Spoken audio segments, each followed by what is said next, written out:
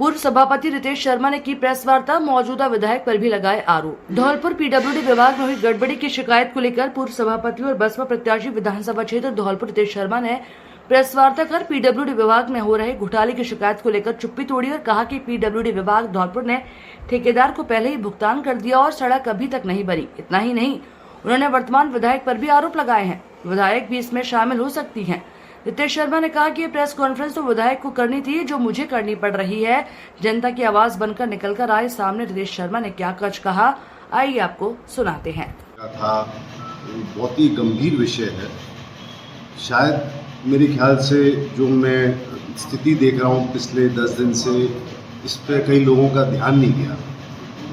दुर्भाग्य से धौलपुर के इतिहास में ऐसा पहली बार हुआ है कि सड़क डल गई, रिकॉर्ड के अंदर बिल उठ गए, बन गए, भुगतान हो गए, मौके पे गए तो सड़क मौजूद नहीं थी। एक किसी भले आदमी ने, जिसने अपने आप को जनता के सेवक का नाम दिया है, 3 जून को शिकायत करी।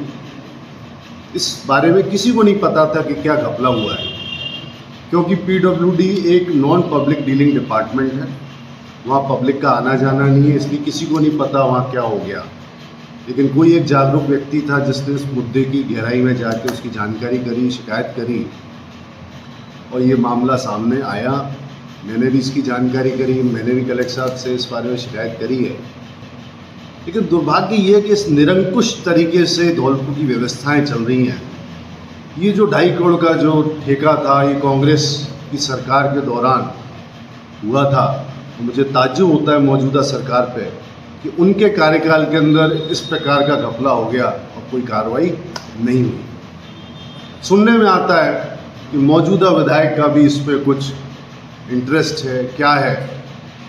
लोग कहते हैं कि साहब उनकी पार्टनरशिप है। अगर है तो स्वाभाविक है वो जांच पे सामने आ जाएगा, और नहीं है तो एक जिम्मेदार विधायक होने के नाते विधायक को अपना पक्ष रखना चाहिए। उन्होंने क्यों नहीं इस मुद्दे के खिलाफ अपनी आवाज़ उठाई?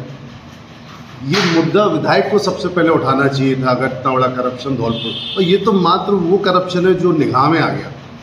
ऐसे कितने होंगे इस आड़ के अंदर जो अब तक हो चुके होंगे। ये उन गांव वालों के संग जिन्होंने, और ये जो मैं गांव की लिस्ट है जहाँ ये ऐसे करीब 8 गांव हैं जहाँ ये सड़कें मंजूर हुई, ये वो गांव हैं जहाँ से मौजूदा विधायक जीत के आई हैं। और उन गांव के संग इस प्रकार का धोखा हुआ।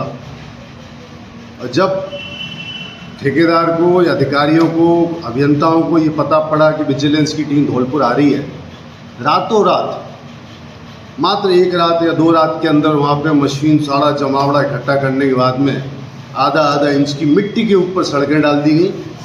और जब वहाँ लोग गए तो हाथों से जनता ने, गांव वालों ने खोद के दिखा दिया कि देखो क्या हुआ है। तो इस प्रकार की लीपापोती, जनता के पैसे के संग अन्याय, मैं समझता हूँ धौलपुर के इतिहास में ऐसा पहला कभी नहीं हुआ। क्वालिटी की शिकायतें आती थी कि रोड की गुणवत्ता अच्छी नहीं है, कि 4 इंच की सड़क डलनी थी, 3 इंच की डल गई।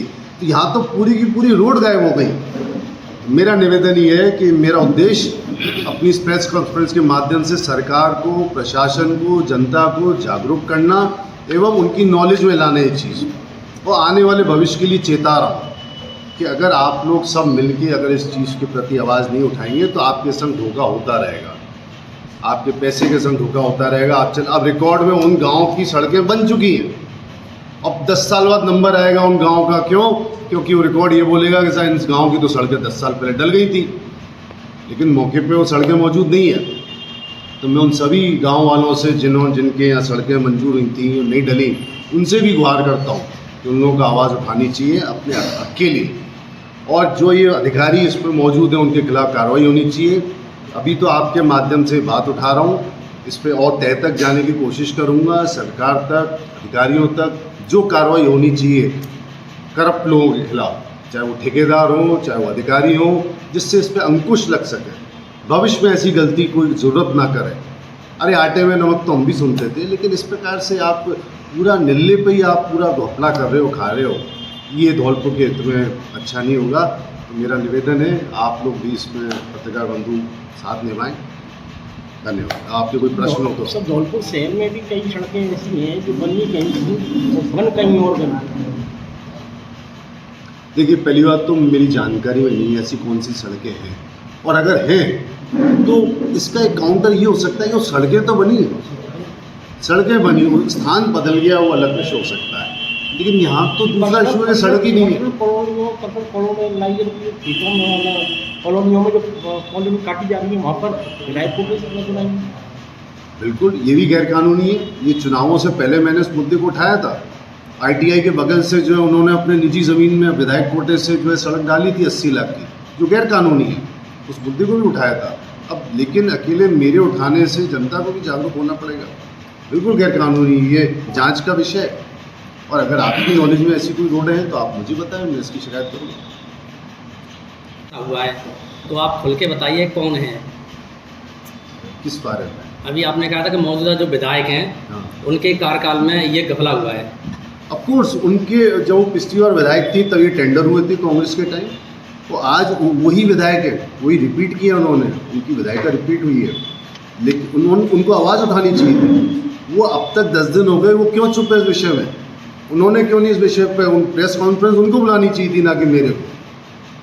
मैं तो चलो एक आम जनता, आप लोगों में से एक व्यक्ति। मतलब पहले विधायक थी उसी कार्यकाल में टेंडर हुए है, बिल्कुल। तो उस समय तो वो बीजेपी गवर्नमेंट में थी।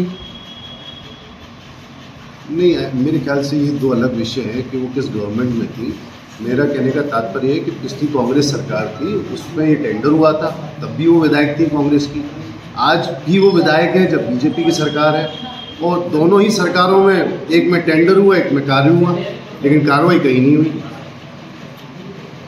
आप इस मुद्दे को कहाँ तक ले जाना चाहते हैं? मैं तो अंत तक ले जाऊंगा सर, अंत तक कोशिश करूंगा लड़ने की। मेरा फिर भी काम आगे लड़ना है। आपका क्या कदम है इसके लिए सर? मैं शिकायत दर्ज कराऊंगा। हालांकि विजिलेंस टीम ने आके अपनी जांच करी है, और ये पता करूंगा कि वो विजिलेंस टीम की जांच कहाँ तक पहुंची है, और सही जगह तक, सही अंजाम तक, सही अधिकारियों तक ये कार्रवाई जब तक नहीं होगी उसकी लड़ाई लड़ेंगे।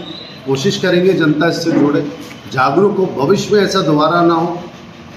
सर, इससे पहले बहुत सारी जांचें ऐसी हुई हैं, और जांचों होने के बाद में केवल रिजल्ट यही आया है कि फिर वो मिली भगत सरकार से जांच पॉजिटिव हो जाती है। वो देखिए, इस पे तो मेरा कोई कंट्रोल नहीं। अब ये ज़मीनी हकीकत कुछ कह रही है और कागज़ कुछ कह रहे हैं। जी, आज ज़मीन हकीकत पे आप जाओगे, जो 5 या 4 रोड डली हैं उसकी क्वालिटी आप खुद देखो उठा करके। आप अभी बता रहे थे कि हाथों से खोद रहे हैं उस मिट्टी को, हाँ, सड़क को, और हाथों से ही खुद रही है वो सड़क। और अब ये चीज़ तो है, सैंपल भी भरा गया, सैंपल जयपुर जाएगा, वहाँ की जांच आएगी, लेकिन वो जांच केवल बस कागज़ों में अगर पॉजिटिव हो गई तो अगर वो हो गई तो उसको दोबारा से हम उसकी अपील करेंगे। क्योंकि इसमें 2 सवाल होते हैं, कागजी रिपोर्ट कुछ और ज़मीनी हकीकत कुछ। हाँ, ऐसा होता आ रहा है, एडजस्टमेंट्स हो जाते हैं, ये एक दुर्भाग्य से करप्शन चल रहा है। मैं तो कहता हूँ संबंध सारे जितने लोग इस पर लिपटे हैं, चाहे वो ठेकेदार को ब्लैकलिस्ट करना चाहिए।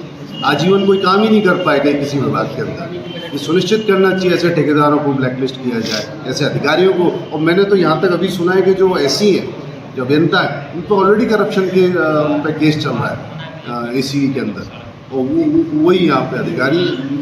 तो मैं समझता हूँ सभी अधिकारियों को एक तरफ से साफ करना चाहिए। सरकार कह भी रही है कि जो करप्ट लोग हैं उनको हटाएंगे। मैं उसी बात को रिपीट कर रहा हूँ, आप लोगों के माध्यम से जनता को जागरूक करना चाहता हूँ।